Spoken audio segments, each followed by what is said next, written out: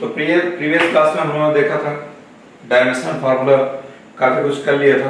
अब हम लोगों को उसके बाद बोला था कांस्टेंट के टर्म जितने हैं 11th वाले पोर्शन पर, उस पर आज हम लोग जो है डिस्कस करते हैं। जिसमें आएगा coefficient of thermal conductivity, coefficient of thermal conductivity, इसको के से डिनोट किया जाता है।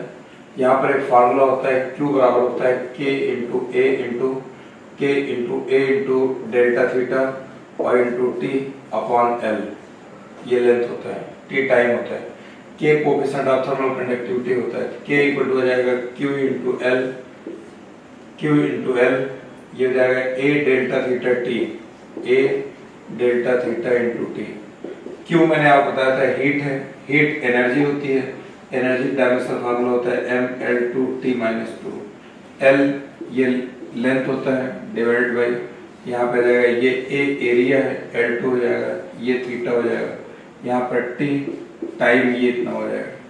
ठीक, तो ये L2 और ये L2 कैंसिल हो जाएगा, ऊपर आ जाएगा m और ये एक L बच जाएगा और ये T ऊपर T की पावर 1 है, ऊपर जाएगा -1, T की पावर -3 और ये थीटा की पावर -1, ये इतना आ जाएगा।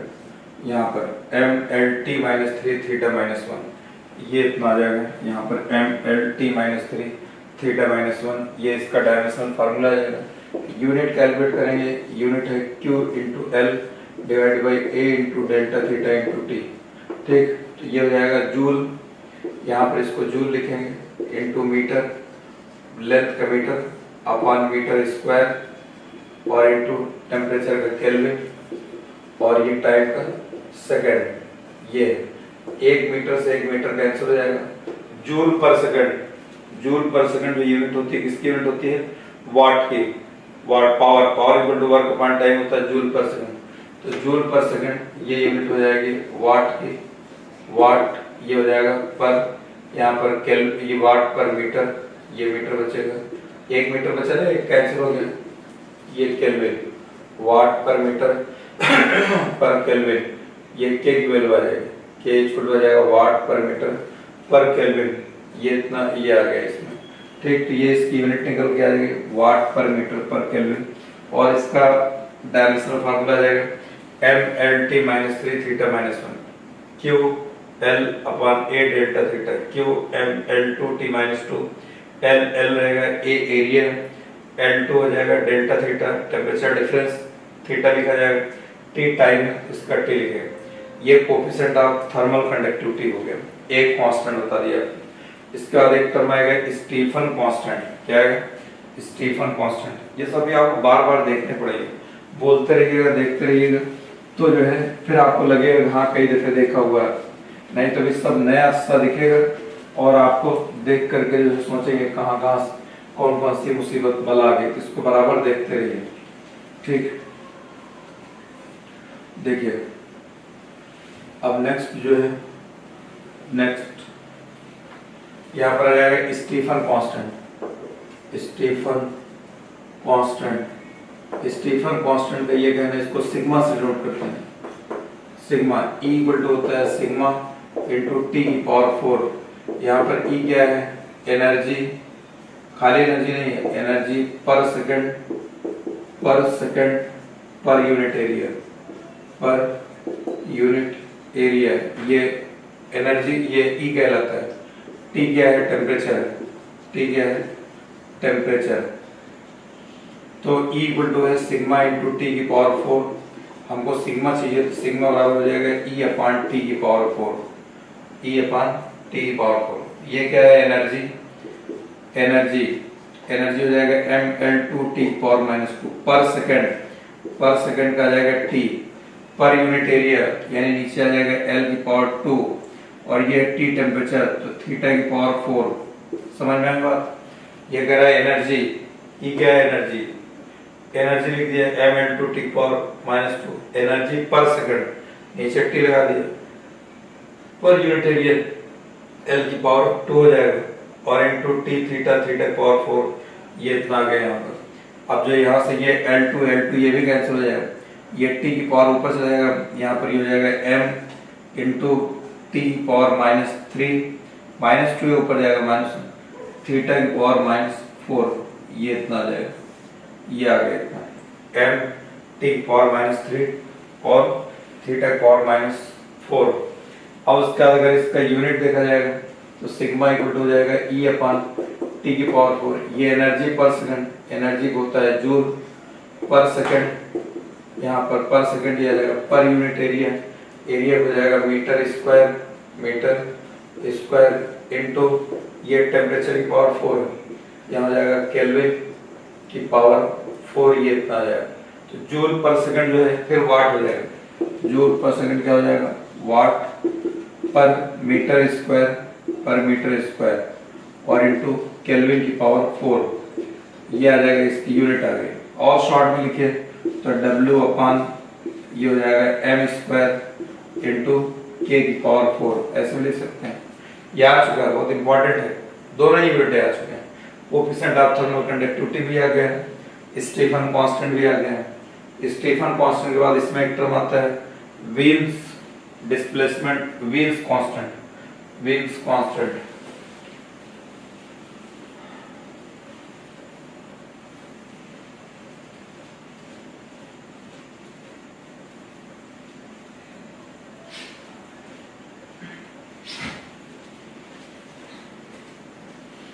देखिए व्हील्स कांस्टेंट का ये कहना है, व्हील्स कांस्टेंट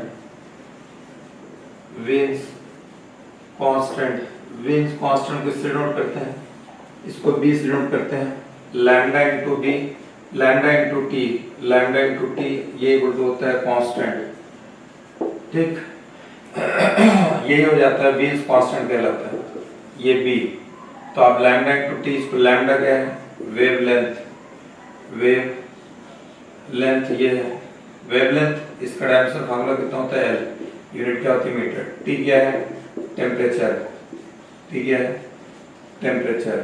तो अब यहाँ पर जो है ये B बराबर हो जाएगा lambda into T, B equal to हो जाएगा लैम्डा इंटू टी, ये हो जाएगा L और ये हो जाएगा थीटा, हो जाएगा L इंटू थीटा, ये इसका डायमेंशन फार्मूला। यूनिट निकालेंगे, यूनिट B बराबर होगा लैम्डा इंटू टी, इसका आ जाएगा मीटर, ठीक, इंटू ये आ जाएगा केल्विन, मीटर इंटू केल्विन, ये आ गया B आ गया, B बराबर ये व्हील्स कांस्टेंट आ गया।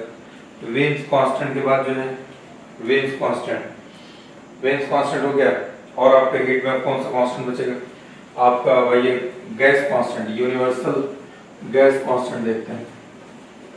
फिर बोल्ट्जमैन कांस्टेंट,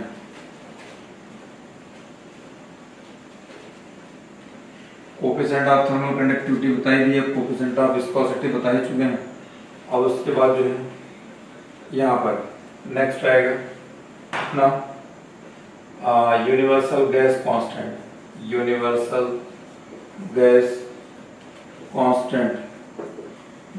गैस कांस्टेंट यहाँ पर यूनिवर्सल गैस कांस्टेंट, इसको R से डिनोट करते हैं, R से, ठीक, R से।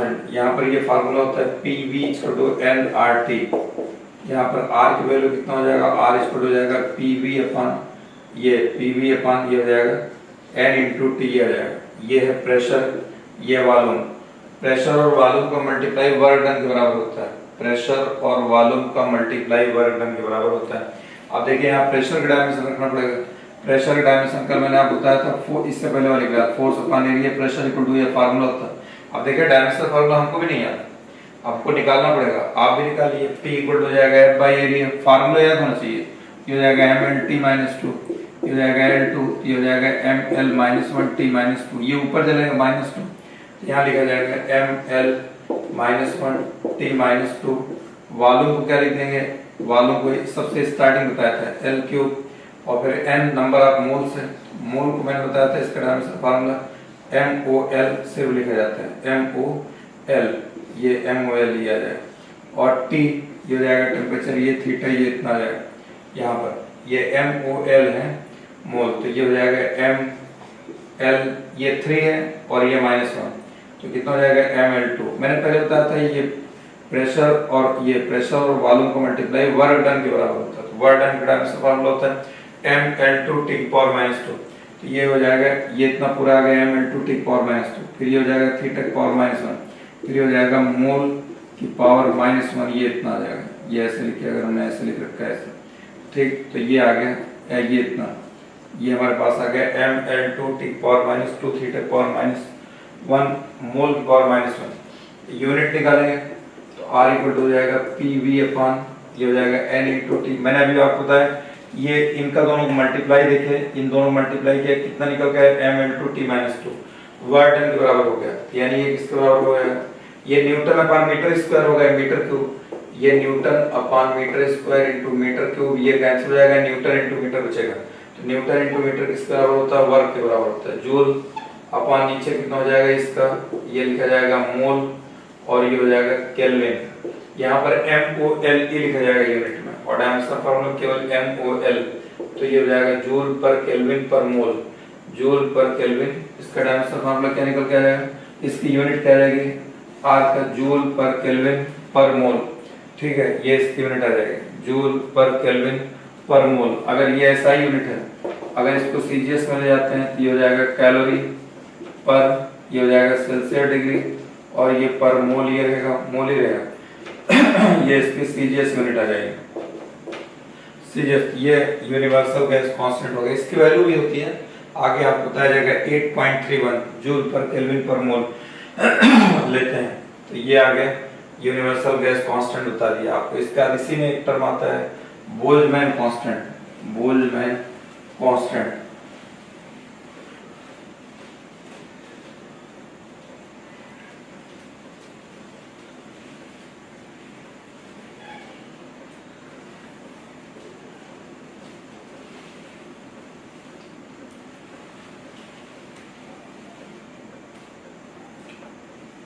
बोल्ट्जमैन कांस्टेंट, ये है बोल्ट्जमैन कांस्टेंट, इसको केस डिनोट करते हैं, ठीक। ये फार्मूला होता है पीवी बराबर एन के टी, एन के टी, यहाँ स्मॉल एन नहीं है, ये नंबर ऑफ पार्टिकल्स है, एन क्या चीज है, नंबर ऑफ पार्टिकल्स, और नंबर ऑफ पार्टिकल्स से किसी नंबर का कोई डायमेंशन फार्मूला नहीं होता, के इक्वल हो जाएगा पीवी अपॉन, ये हो जाएगा एन इंटू टी, तो ये डायमेंशनलेस होता है, ये अभी हमने आपको बताया वर्ग के बराबर हो जाएगा, तो M L two T minus, तो इससे पहले वाले में मैंने प्रेशर का अलग रखा है, वालों का अलग रखा है, और टी टेम्परेचर, इसका हो जाएगा थीटा, ये नंबर ऑफ पार्टिकल्स का कोई डायमेंशन फॉर्मूला नहीं है, ये आ जाएगा M L two T power minus 2 theta power minus 1, ये आ जाएगा इसका डायमेंशन फॉर्मूला। यूनिट निकालेंगे, यूनिट इक्वल हो जाएगा के इक्वल हो जाएगा P V upon N into T, तो ये हो जाएगा जूल पर, ये number of particles, number of particles कोई डायमेंशन फार्मूला नहीं, ना कोई यूनिट, ये जूल पर केल्विन, ये बोल्ट्जमैन कांस्टेंट आ गया, ठीक। बोल्ट्जमैन कांस्टेंट के बाद जो है अब हम लोग आगे बढ़ते हैं, एक आ गया यूनिवर्सल गैस कांस्टेंट, काफी इंपॉर्टेंट है, बहुत जगहों ये सारे पूछे जाते हैं, universal gas constant,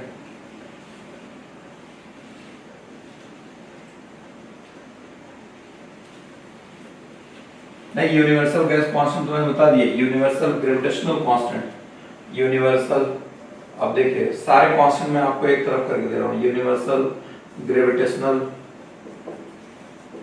universal gravitational constant, इसको कैपिटल जी से डिनोट करते हैं, universal gravitational constant capital G. एक फार्मूला होता है, मैंने आपको पहले बताया फार्मूले आपको रटने पड़ेंगे, ये भी फार्मूला रटना पड़ेगा, पीवी इक्वल टू एनआरटी भी रटना पड़ेगा, पीवी इक्वल टू एनकेटी भी रटना पड़ेगा, lambda into B equal to constant ये भी रटना पड़ेगा, ई बराबर सिग्मा इनटू टी पावर 4 ये रटना पड़ेगा, तब आप कांस्टेंट का डायमेंशन फार्मूला निकाल पाएंगे।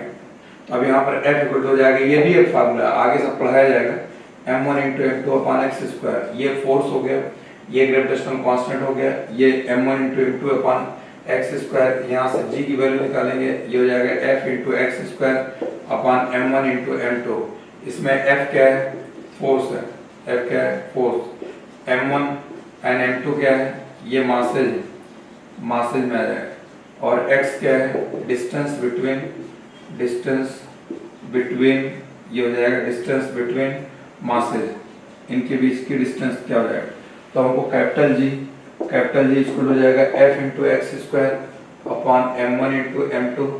F कितना हो जाएगा, फोर्स है, mlt minus 2।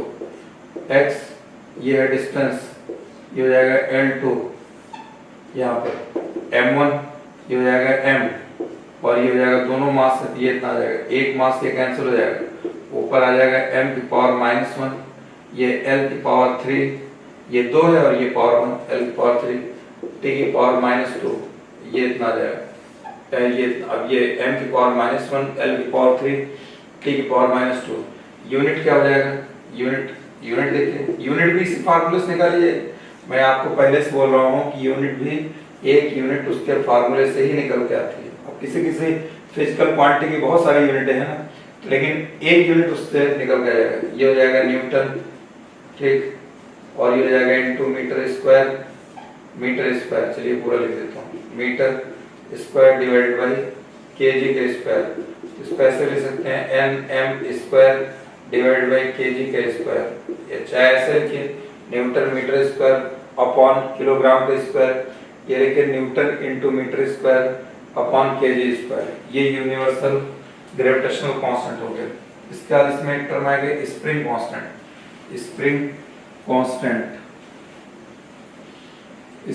Constant.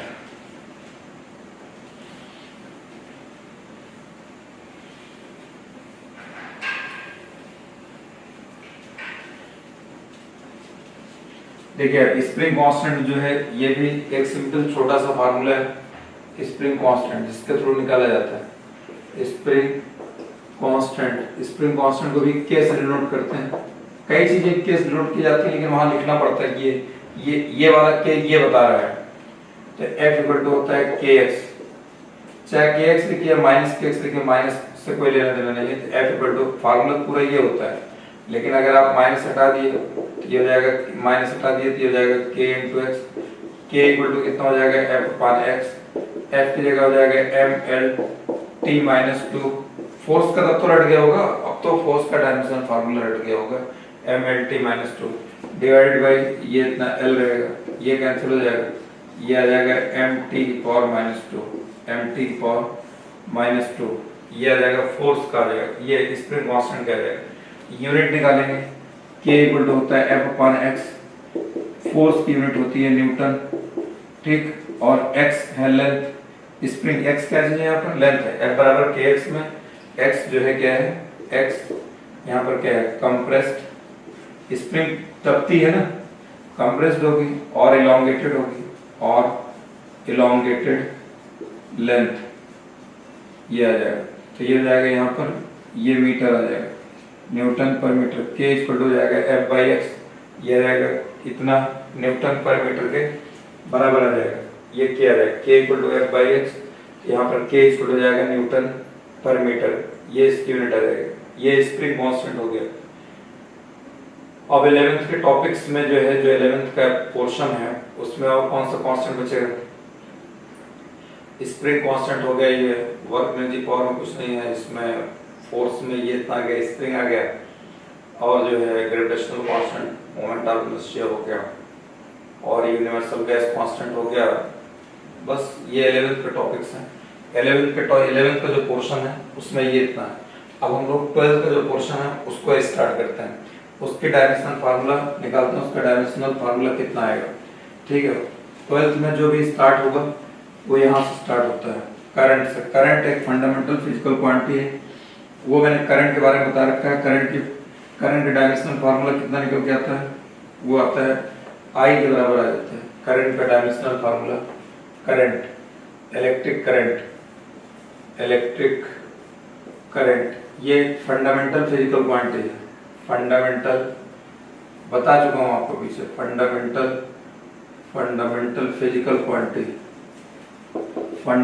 Physical quantity, ठीक। इसको I A से डिनोट करते हैं। इसका डायमेंशनल फार्मूला भी A है, और यह कॉन्सेप्ट ऑफ फिजिक्स में I लिख रखा है, बाकी हर जगह A लिखा हुआ है, ठीक। इसमें सबसे पहले आता है चार्ज। चार्ज का क्या होता है, charge, electric charge.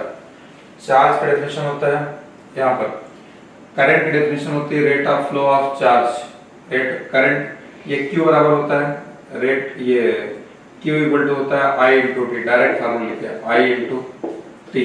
I current है, T टाइम है, Q क्या है चार्ज। यहाँ पर चार्ज ये हो जाएगा चार्ज Q बराबर I इंटू टी। स्मॉल लिख देते हैं, चार्ज Q कैपिटल लिखिए स्मॉल, उससे कोई फर्क नहीं पड़ता, कहीं कैपिटल लिखा जाता कहीं स्मॉल लिखा जाता, जो मर्जी लिखिए। हमें तो चार्ज का डायमेंशनल फार्मूला बताना है, चार्ज का डायमेंशनल फार्मूला क्या है। तब ये Q बराबर हो जाएगा I इंटू टी। I हो जाएगा एम्पियर और ये हो जाएगा ये I एम्पियर करंट है, करंट का डायमेंशनल फार्मूला A टाइम पे टी, तो इसका कितना आएगा A इंटू टी के बराबर आ जाएगा A इंटू टी। ये आ गया इलेक्ट्रिक करंट। इलेक्ट्रिक करंट का डायमेंशनल फार्मूला ये निकल के आ गया, ठीक।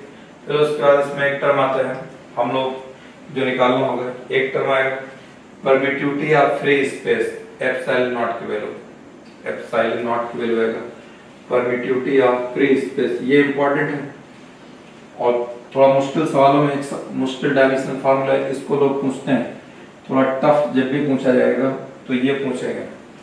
तो permittivity of free space, permittivity of free space. अच्छा, इसका मैंने आपको डायमेंशनल फार्मूला बता दिया, Q बराबर I T का। Q इक्वल टू पीछे लिख लीजिएगा अभी हमने आपको बताया क्या A Q बराबर I इंटू टी। इसका डायमेंशनल फार्मूला AT बताया। यूनिट क्या हो जाएगी ampere into ampere into second आ जाएगा। करंट का एम्पियर होता है, टाइम का सेकंड, एम्पियर इंटू सेकंड। या इसको लिखते हैं कूलम के बराबर होता है, चार्ज की यूनिट क्या आ जाएगी कूलम, पीछे लिख लीजिएगा, ठीक। परमिटिविटी ऑफ फ्री स्पेस, इसको एप्सिलॉन नॉट से डिनोट करते हैं। क्या बोलते हैं इसको, एप्सिलॉन नॉट। ई बनता है, ई सीधा रहता है, इसे थोड़ा टेढ़ा करके बना दिए, ये हो जाएगा एप्सिलॉन और जीरो लगा देंगे एप्सिलॉन जीरो, ये एप्सिलॉन नॉट पढ़ेंगे। जैसे आपको ग्रेविटेशनल का फार्मूला भी बताया था, F बराबर capital G into M1 into M2 divided by x square, ऐसे यहाँ पर इलेक्ट्रिक फार्मूला आता है, F की जगह आ जाएगा 1/4 पाई एप्सिलॉन नॉट। इसको क्या लिखते हैं 1/4 पाई एप्सिलॉन नॉट। Q1 वहाँ M1 इंटू M2, यहाँ Q1 इंटू Q2, वहाँ भी डिवाइडेड बाई एक्स स्क्वायर, यहाँ भी एक्स स्क्वायर। यहाँ कैपिटल G है कांस्टेंट, यहाँ 1/4 pi epsilon not constant. Epsilon not ये इक्वल हो जाएगा Q1 into Q2 divided by हो जाएगा यहाँ पर F इंटू एक्स स्क्वायर। ये टर्म कांस्टेंट है, कांस्टेंट का कोई डायमेंशनल फार्मूला नहीं होता, कांस्टेंट का कोई डायमेंशनल फार्मूला नहीं होता। यहाँ पर ये एप्सिलॉन नॉट बराबर, ये डायमेंशनलेस हो गया, इसको हटा दीजिए डायमेंशन के पॉइंट ऑफ से। एप्सिलॉन नॉट इधर ले लेंगे, Q1 Q2 बचेगा, एक्स स्क्वायर नीचे रहेगा, F इधर आ जाएगा। Q1 Q2 Q1 चार्ज है, देखिए ये हो जाएगा, ये आपका हो जाएगा डायमेंशनल फार्मूला। ये भी के ये बराबर भी हो सकता है, Q स्क्वायर भी हो सकता है, तो ये चार्ज का डायमेंशनल फार्मूला हो जाएगा AT और दो चार्ज है AT का स्क्वायर हो जाएगा। नीचे फोर्स का मैं आपको पहले पता चल रहा हूँ, आपको ये रट जाना चाहिए। तो ये आ जाएगा ML, ये हो जाएगा T-2, ये इतना आ जाएगा, और ये x स्क्वायर है, ये L2 का स्क्वायर आ जाएगा, L का स्क्वायर L2। तो अभी यहाँ पर देखिए M यहाँ पर कितना हो जाएगा, M यहाँ पर है ऊपर जाएगा तो m की पावर -1 हो जाएगा। यहाँ पर L स्क्वायर नहीं, L है, एक L1 और ये एक L2, ये दो एक मिलके 3 हो जाएगा, 3 हो जाएगा L3, ऊपर जाएगा L की पावर -3 हो जाएगा। फिर t की पावर -2 है, यहाँ t की पावर 2 है, ये t की पावर -2 ऊपर चलेगा, t की पावर -2, t की पावर -2 यहाँ पर है, ऊपर जाएगा तो क्या हो जाएगा +2 हो जाएगा, और ऑलरेडी +2 है तो t की पावर 4 हो जाएगा। तो ये मैंने आपको बता दिया, और ये a की पावर 2 यहाँ पर ये बचा जाएगा, ये इतना आ गया। यहाँ पर m की पावर -1, l की पावर -3, t की पावर 4, a2, ये इतना निकल करके आ गया। ये आ गया परमिटिविटी ऑफ फ्री स्पेस आ गया। परमिटिविटी ऑफ फ्री स्पेस के लिए आपको ये फार्मूला लर्न करना पड़ेगा। ये फार्मूला है F = 1/4 pi epsilon not, F = 1/4 pi epsilon not, ये हो जाएगा Q1 into Q2 upon x square. तो हमको एप्सिलॉन नॉट चाहिए, 4 पाई का कोई डायमेंशनल फार्मूला नहीं होता, इसलिए एप्सिलॉन नॉट को इधर ले लिया, ये वाला ऐसे बचा रहेगा, ये F नीचे आ जाएगा। फिर Q ये चार्ज होता है, चार्ज का डायमेंशन फार्मूला at, दो चार्ज है at square divided by f का होता है m(L_t)-2, x डिस्टेंस L2 ये इतना आ जाएगा, ये हो जाएगा m की पावर -1, यहाँ पर हो जाएगा l की पावर 3 है, l की पावर माइनस, यहाँ नीचे l की पावर 2 ये और 1 ये, l की पावर 3 ऊपर जाएगा -3, t की पावर 4 -2 ये ऊपर जाएगा t की पावर 4 और ऊपर आ जाएगा यहाँ पर a है, a का स्क्वायर, ये इसका आ गया। अगर इसकी यूनिट लिखेंगे, देखिए यूनिट बराबर क्या हो जाएगा, एप्सिलॉन नॉट इक्वल टू यहाँ पर q1 into q2 divided by f into x square है। q1 चार्ज की यूनिट होता है एम्पियर इंटू सेकेंड, यह कूलम बताया, तो कूलम का स्क्वायर हो जाएगा 1 coulomb 2 coulomb, coulomb into coulomb, ये हो जाएगा कूलम का स्क्वायर हो जाएगा डिवाइडेड बाई f की जगह कितना हो जाएगा न्यूटन, यह आ जाएगा न्यूटन और इंटू यह आ जाएगा मीटर का स्क्वायर, न्यूटन इंटू मीटर का square, newton into metre square, तो यह आ जाएगा कूलम स्क्वायर, इसकी यूनिट भी आएगी कूलम, यूनिट भी बहुत इंपॉर्टेंट है कूलम स्क्वायर। लेकिन आपको देखिए अगर फार्मूला पता है ना तो डायमेंशनल फार्मूला भी निकल जाता है और फार्मूले मालूम होता है तो उससे यूनिट निकलता है, आपको फार्मूला लर्न करना है। तो एप्सिलॉन नॉट इक्वल हो जाएगा coulomb square upon newton into metre square, और शॉर्ट में अगर लिखना चाहो छोटे में तो c square divided by n into m का square, coulomb square upon newton into metre square, ये आपको बता दिए। ठीक, इसके बाद इसमें नेक्स्ट टर्म आएगा electric field intensity, next term आता है इसमें इलेक्ट्रिक फील्ड इंटेंसिटी।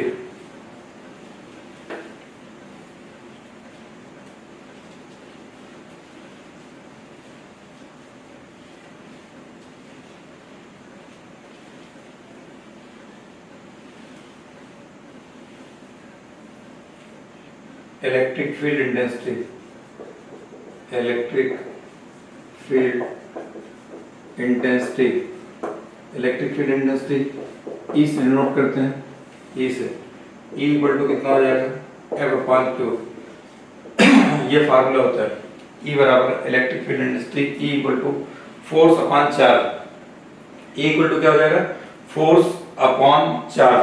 फोर्स का डायमेंशन फार्मूला आपको क्या होता है, फोर्स का डायमेंशन फार्मूला होता है m(L_t)-2 और चार्ज क्या होता है a इंटू टी, ये होता है।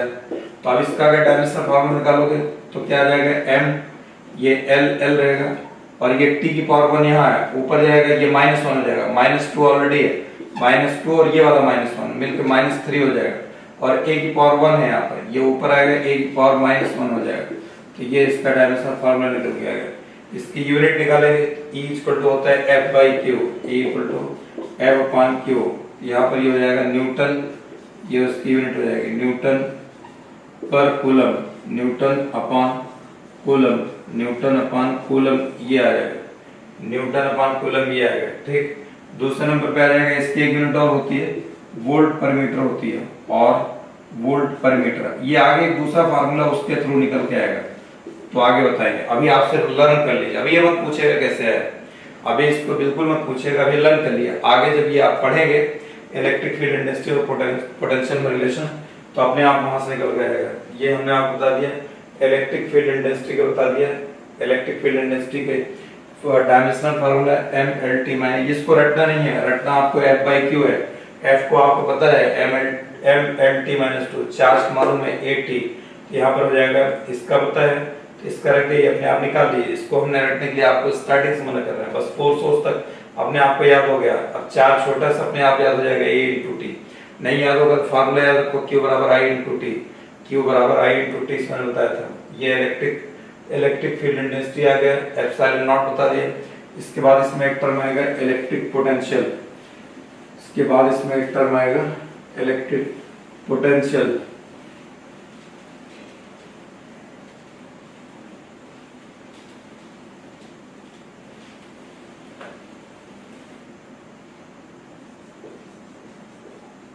इलेक्ट्रिक पोटेंशियल V से नोट करते हैं, V इक्वल टू हो जाएगा W बाई क्यू, V बराबर क्या हो जाएगा W बाई क्यू, फार्मूला याद रखिए। पोटेंशियल इक्वल टू हो जाएगा work done upon charge, potential बराबर क्या हो जाएगा work done upon charge. Work dimension formula आपको बता चुके हैं, कितना होता है बोलो, ml2 t-2 ये वर्क आता है, डिवाइड बाय चार्ज। चार्ज हो जाएगा a इंटू टी, ये हो जाएगा। अब इसको ऊपर ले चलिए, m ऐसे रहेगा, L2 यहाँ t पावर 1 है, ऊपर जाएगा -1, ये -2 -1 -3 हो जाएगा, और a की पावर -1 ये इतना आ जाएगा, ये आ गया इतना। अब इसके अगर यूनिट निकालिएगा, इसकी यूनिट v एक यूनिट हमने आपको बताया फार्मूले से निकलता है, ये वर्क डन है, वर्क डन की यूनिट हो जाएगी जूल, और नीचे ये आ जाएगा, क्या आ जाएगा, कूलम, ये आ जाएगा कूलम, जूल पर कूलम इसकी एक यूनिट हो गई। दूसरी यूनिट इसकी होती है, जैसे उसका था भी न्यूटन पर कूलम बताया था ना, ये इलेक्ट्रिक फील्ड इंटेंसिटी की E को F/Q से न्यूटन पर कूलम। दूसरी यूनिट आपको बताया था वोल्ट पर मीटर, ऐसे इसकी यूनिट होती है। दूसरी यूनिट होती है वोल्ट, दूसरी यूनिट क्या होती है, सिर्फ वोल्ट होती है। एक यूनिट होती है जूल पर कूलम पोटेंशियल की, और दूसरी यूनिट क्या हो जाएगी, और वोल्ट होता है। एक यूनिट आएगी जूल पर कूलम, दूसरी यूनिट क्या हो जाएगी, दूसरी यूनिट आ जाएगी वोल्ट आ जाता है। ज्यादातर जो जगहों पे ज्यादातर जो चलेगा, जो आप सब न्यूमेरिकल वगैरह सॉल्व करने चैप्टर में, वो वोल्ट चलेगा। और आपको कंफ्यूज करने के लिए अगर ऑब्जेक्ट पूछा जाएगा, सवाल पूछा जाएगा, तो 1 वोल्ट कितने के बराबर होता है, 1 जूल पर कूलम, या 1 कूलम पर जूल, या जूल इनटू कूलम, इस तरीके से क्वेश्चंस बना दिए जाते हैं। ठीक, तो ये इलेक्ट्रिक पोटेंशियल हो गया। इलेक्ट्रिक पोटेंशियल के बाद इसमें एक टर्म आता है, इलेक्ट्रिक पोटेंशियल के बाद एक टर्म आएगी इसमें डाइपोल मोमेंट। क्या है, dipole moment, dipole moment, dipole moment को P से डिनोट किया जाता है, P। अब P इक्वल टू होता है डाइपोल मोमेंट बराबर होता है, डाइपोल मोमेंट इक्वल टू होता है चार्ज इनटू, P बराबर वैसे ये होता है formula charge into length, charge into Q into 2L लिखा जाता है, Q इनटू L में लिखते हैं, चार्ज इनटू लेंथ, ये हो जाएगा length between charges, length between charges. देखिए B/W है, इसका मतलब होता है बिटवीन, कहीं कहीं ऐसे लिखेंगे B/W, ये क्या कहलाएगा, बिटवीन। ध्यान रखिएगा इसको, अगर कहीं B/W लिख देंगे तो ये बिटवीन होगा, ठीक है। कहीं C/D लिख देंगे ये कॉल्ड हो जाएगा, कहीं PT लिख देंगे ये पॉइंट हो जाएगा। तो ये सब हम ऐसे बीच में लिख देंगे, ठीक। तो आपको बीच में अगर कभी ऐसा कोई चीज लिखा मिल जाए, तो अगर आप नहीं ट्रेस कर पा रहे हो, वैसे हम बता देंगे। अगर इन केस नहीं ट्रेस कर पा रहे हैं, तो जो बोलते रहते हैं उससे पहचानने की कोशिश करिए। तो डाइपोल मोमेंट P बराबर हो जाएगा, यहाँ पर देखिए इसका चार्ज का डायमेंशन फॉर्मूला होता है आपको AT, लेंथ बिटवीन, लेंथ हो जाएगा, लेंथ बिटवीन नहीं, डिस्टेंस बिटवीन, इसको डिस्टेंस कर लिए, डिस्टेंस बिटवीन चार्जेस, तो ये हो जाएगा डिस्टेंस का L, तो ये क्या आ जाएगा ATL, क्या आ जाएगा ATL। अब एक यूनिट निकालो, इसका यूनिट क्या आ जाएगा, चार्ज की यूनिट होती है कूलम, चार्ज की यूनिट होती है coulomb. Distance between charges, distance between हो जाएगी metre, coulomb into metre, coulomb into metre ये आ जाएगा, कूलम इनटू मीटर ये आ गया। तो डाइपोल मोमेंट और जो है ये डाइपोल मोमेंट, ये डाइपोल मोमेंट का डायमेंशनल फार्मूला ATL, यूनिट क्या है कूलम इनटू मीटर। फिर उसके बाद इसमें एक टर्म आएगा जिसको बोलते हैं इलेक्ट्रिक फ्लक्स। क्या कहलाएगा, इलेक्ट्रिक फ्लक्स कहलाएगा। इलेक्ट्रिक फील्ड इंटेंसिटी हो गया, इलेक्ट्रिक पोटेंशियल हो गया, इलेक्ट्रिक फोर्स हो, फोर्स कोई सा भी फोर्स, एप्सिलॉन नॉट हो गया, ठीक। अब उसके बाद जो है रिलेटिव परमिटिविटी इसमें आता है, आपको इससे पहले वाली क्लास में बता चुके हैं, डायमेंशनलेस होता है। अब उसके बाद आएगा इलेक्ट्रिक फ्लक्स, एक टर्म है इलेक्ट्रिक फ्लक्स। इलेक्ट्रिक फ्लक्स को फाई से डिनोट करते हैं, फाई इक्वल टू हो जाएगा electric flux, electric flux phi equal to हो जाएगा electric flux E dot ds, E dot ये मतलब ये फार्मूला होता है फाई बराबर आपको मैथमेटिकली बोलते हैं E डॉट ds, ठीक है। अब ये कुछ बच्चे कंफ्यूज हो रहे हैं ये क्या होगा, ठीक है, ये वेक्टर फॉर्म में होता है, लेकिन आप ऐसे समझिए फाई इक्वल टू हो जाएगा electric field intensity, electric field intensity into area, ये आएगा इलेक्ट्रिक फील्ड इंटेंसिटी हो गया, electric field intensity into ds क्या है, एरिया है, ds एरिया है। ई क्या चीज है इसमें? ई है electric field intensity, electric field intensity, जो कि अभी आपको मैंने बता दिया आपको पहले, electric field intensity, electric field intensity बताया ना पीछे। E इक्वल टू होता है F/Q, E equal to F/Q, इसका डायमेंशन फार्मूला आ जाएगा mLT-2। ये चार्ज का होता है AT, तो A की पावर -1 यहाँ हो जाएगा और T की पावर -3 हो जाएगा। यहाँ पर देखिए ये ml, आप पीछे देखिए, पीछे भी हमने निकाल दिया है, A इंटू टी हो जाएगा mLT की पावर -3 A की पावर -1, तो यहाँ रखा जाएगा mLT की पावर -3 A की पावर -1। फिर उसके बाद एरिया, एरिया का डायमेंशन फार्मूला होता है L2, ये हो जाएगा mL3 हो जाएगा, ये 2 है यहाँ पर 3, और ये हो जाएगा T की पावर -3 A की पावर -1। ठीक, यूनिट हो जाएगा इलेक्ट्रिक फील्ड इंटेंसिटी, यूनिट बताया आपको न्यूटन, ये बताया न्यूटन पर कूलम बताया आपको। देखिए पीछे न्यूटन पर कूलम इनटू इसका एरिया कितना होता है मीटर स्क्वायर, एक यूनिट तो आपको ये आ जाएगी newton into metre square upon coulomb. दूसरी यूनिट हो जाएगी, दूसरी यूनिट हमने आपको बताया इलेक्ट्रिक फील्ड इंटेंसिटी की एक यूनिट होता है वोल्ट पर मीटर, वोल्ट पर मीटर, और ये है मीटर स्क्वायर। एरिया क्या हो जाएगा मीटर स्क्वायर, एक मीटर से एक मीटर कैंसिल हो जाएगा, ये आ जाएगा volt into metre, volt into metre, ये आ गया। एक यूनिट ये होगी, एक यूनिट ये इतना निकल जाएगा। ये आपको मैंने आपको बता दिए इलेक्ट्रिक फ्लक्स की यूनिट बता दिए। ठीक, तो आज आपको मैंने ये 12th का स्टार्ट कर दिया, इलेक्ट्रिक फील्ड इंटेंसिटी और इलेक्ट्रिक ये पोटेंशियल वाले चैप्टर के सारे जो है ये टर्म्स मैंने ले लिए। और इसके बाद अगला चैप्टर जो स्टार्ट होता है कैपेसिटेंस या करंट इलेक्ट्रिसिटी, वहां से तो हम आपको नेक्स्ट क्लास में जो है 12th में, और जो ये जो 12th में टर्म्स आने वाले हैं तो ये इनसे आप रूबरू रहिए, उनके बारे में, उनके फार्मूले जानते रहिए, उनकी यूनिट जानते रहिए। तो एक दफे कोई भी चीज नहीं आएगी तो एक दफे तो आपको अटपटा सा लगेगा ना, ये सारे टर्म आप पहले दफे, लेकिन सुनना तो पड़ेगा। लाइफ में कहीं भी जाएंगे आपको हर जगह एक दफे तो नया काम करना पड़ता है। नया जो भी चीज मिलता है थोड़ा सा एक दो दिन अजीब सा लगता है, उसके बाद आदमी हैबिचुअल हो जाता है, उसके साथ यूज्ड हो जाता है।